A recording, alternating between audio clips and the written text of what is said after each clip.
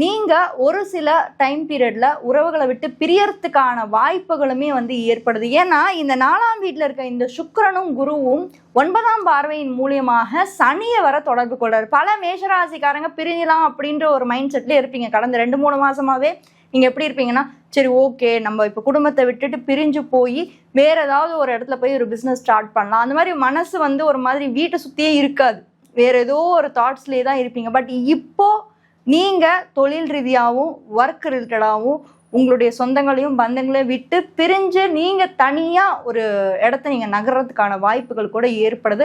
இன்னும் குறிப்பா சொல்லணும்னா ஜூன் 2nd வீக் மேல நீங்க பிளான் பண்ணுவீங்க. ஸோ பிளான் பண்ணி நீங்க போனீங்க அப்படின்னா டெஃபினட்டா நீங்க ஒரு இடத்துல செட்டில் ஆகலாம். அடுத்த ஒரு 6 மாசத்துக்கு ஒரு நல்ல டைம் பீரியட், ஒரு growthக்கான ஒரு டைம் பீரியடு, வாழ்க்கையில ஒரு மகிழ்ச்சிக்கான ஒரு டைம் பீரியடு. ஓகே இந்த ஸ்டெப் எடுத்து வச்சா கரெக்டா இருக்கும்ப்பா, இந்த ஸ்டெப்பு நம்ம வாழ்க்கையில நிறைய மாற்றத்தை கொடுக்கும் அப்படின்னு சொல்லி நீங்க ஸ்டெப் எடுத்து வைக்கலாம். ஸோ நீங்க உறவுகளை விட்டும் தாய் வீடை விட்டும் பிரிஞ்சு போறதுக்கான வாய்ப்பு இந்த மாதத்துல உங்களுக்கு ஏற்படுது.